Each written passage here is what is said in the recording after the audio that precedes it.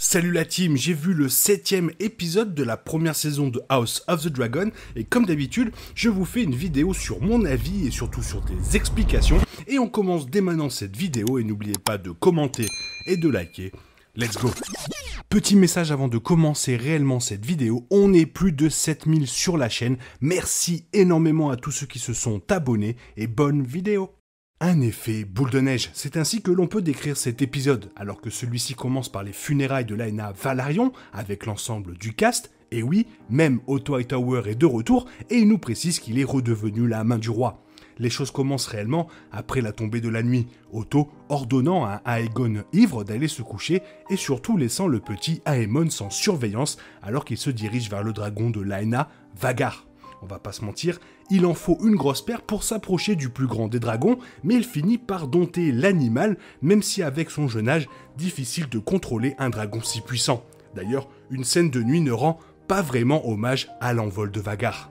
Mais malheureusement, cette première envolée provoque un combat dévastateur avec ses deux cousines, Rhaena qui avait espéré réclamer le dragon de sa mère, et avec les fils de Rhaenyra qui soutiennent les filles. Aemon balance 2-3 baffes, lui la famille, les cousins, il s'en bat clairement les noisettes, mais finalement, Jacaerys essaie de faire quelque chose, mais il se retrouve à terre, et finalement, après avoir fait diversion, Lucerys s'empare du couteau et l'utilise contre Aemon, ce qui conclut l'affrontement physique. Puis, tout se poursuit par un affrontement verbal avec le roi en arbitre. Les enfants crient et se blâment les uns les autres alors que le maître recoue Aemon et qu'il confirme la perte de son œil.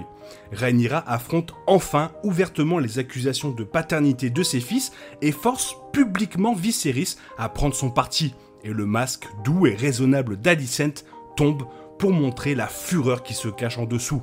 Alicent est à la recherche de sang, exigeant une vengeance et elle est prête à l'obtenir par elle-même si les autres options échouent. D'où l'expression « œil pour œil ». Cette scène est la pièce maîtresse non seulement de cet épisode, mais de la série jusqu'à présent, montrant les idées de deux groupes entre les verts d'Alicent et les noirs de Rhaenyra. Il est aussi intéressant de noter que quelques instants plus tôt, Rhaenyra défendait Alicent contre la suggestion de Daemon, selon laquelle elle aurait ordonné la mort de Harwin de sang-froid. Maintenant, les dernières traces de l'amitié des femmes semblent avoir été emportées alors qu'Alicent tranche le bras de Rhaenyra. Aemon, qui voulait absolument un dragon, est une petite pierre qui tombe, roule et puis petit à petit, tout s'est transformé en avalanche, marquant le début d'un affrontement qui se révélera être sanglant. Passons à la dernière scène de l'épisode 7 où on voit Qarl Correy s'échapper sur un bateau après le meurtre supposé de Laenor Velaryon. Mais finalement, what the fuck, on comprend que Laenor est toujours vivant et qu'il a perdu ses cheveux. Et cela ne figure pas dans le livre Fire and Blood de Martin, qui modifie la perception des motivations et des conclusions des personnages. Après que Qarl et Laenor aient été montrés en train de se battre dans la salle, on ne voit pas clairement la fin du combat, et on passe directement à Corlys et Rhaenys arrivant dans la salle et voyant un corps brûlé dans la cheminée.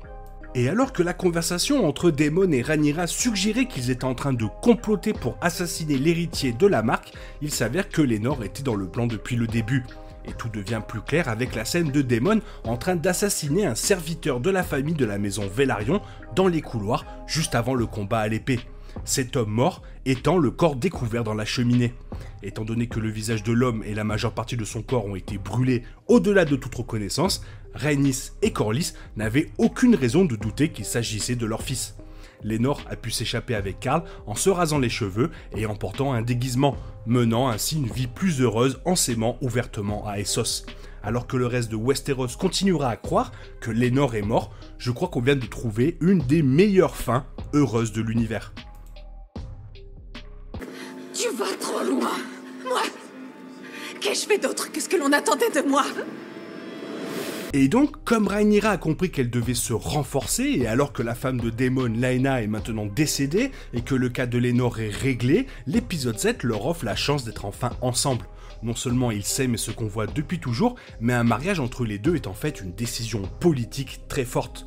La seule façon pour Rhaenyra et Daemon de se marier aurait été de tuer bien sûr Laenor, mais prouvant que Rhaenyra et Daemon ne sont pas aussi cruels qu'ils veulent que les Verts le pensent, les Targaryens ont épargné Laenor et l'ont laissé vivre véritablement une vie heureuse. Faire d'une pierre deux coups, simuler la mort de Lénore, signifiait qu'il pouvait vivre et aimer à sa guise avec Karl, tandis que Rhaenyra et Daemon pouvaient enfin se marier à Westeros. Rhaenyra aime tellement Lénore d'une manière platonique, donc le plan de simuler sa mort a finalement profité à tous les deux. Et alors, tout ce stratagème est également bien pensé, car leurs ennemis pensent maintenant qu'ils sont des meurtriers acharnés qui continueront à faire ce qu'ils veulent au détriment des autres. Daemon a rappelé à Rhaenyra que pour être une reine forte, elle devra inculquer à la fois l'amour et la peur aux personnes qu'elle gouverne. Donc, j'imagine que tuer son mari pour épouser son oncle fera certainement craindre aux citoyens de Westeros et à ses ennemis de quoi d'autre elle est capable. D'autant plus que Daemon est déjà connu, vous le connaissez quoi. La fin de l'épisode 7 voit la manipulatrice Alicent Hightower accuser sa belle-fille et son beau-frère de dénigrer les valeurs du devoir, de l'honneur, du royaume et de la justice. Alors Rhaenyra et Daemon utilisent intelligemment cette perception à leur avantage. Et du coup, ce mariage entre Rhaenyra et Daemon renforce sans aucun doute sa prévention au trône de fer, car l'union entre les Targaryens, afin de garder leur lignée valérienne pure, est appréciée dans leur maison, comme Aegon avec ses sœurs par exemple. Les enfants de Rhaenyra et Daemon sont mi-Strong et mi-Valerion, donc leur dynastie deviendra encore plus puissante s'ils produisent des héritiers Targaryens de sang pur. La fin de l'épisode 7 indique que Rhaenyra et Daemon détiennent un pouvoir et une influence incroyables lorsqu'ils travaillent ensemble et n'auront plus à cacher leur romance au royaume. Après l'expérience de combat de Daemon, ses actions intrigantes et son dévouement total à la cause de Rhaenyra, le nouveau mari de la princesse devient également son allié le plus puissant aux côtés de Corlys Velaryon. Un beau duo d'ailleurs. Et oui, comme vous connaissez très bien cet univers, le mariage de Daemon et Rhaenyra va exacerber les tensions au sein de la maison Targaryen après cet épisode. Rhaenyra et Daemon se sont également mariés sans le consentement du roi Viserys, qui avait rejeté la possibilité de leur mariage dans l'épisode 4, et en tant que tel, Rhaenyra et Daemon ne peuvent pas rester à Port-Réal car son frère ne sera pas content une fois de plus.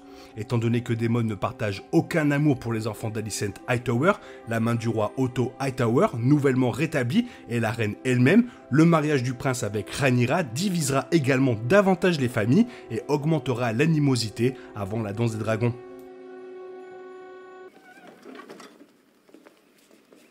La main, votre majesté. Et maintenant passons au côté opposé avec Alicent Hightower qui exige que l'un des yeux de Lucerys Velaryon soit également enlevé. Et lorsque Viserys interdit de telles actions, Alicent attaque Rhaenyra avec le poignard en acier valérien, mais l'affaire est réglée une fois qu'Aemon explique que son œil était un échange équitable car il a maintenant un dragon. Cependant, Larry Strong, qui est maintenant le seigneur d'Harrenhal après avoir assassiné sa famille, explique que si c'est un œil qu'Alicent veut pour équilibrer la balance, il peut l'obtenir pour elle. Larry dit très discrètement à Alicent qu'il fera le sale boulot pour elle sans problème, car il commande un réseau de messagers et d'assassins qui feront ce qu'il commande avec discrétion.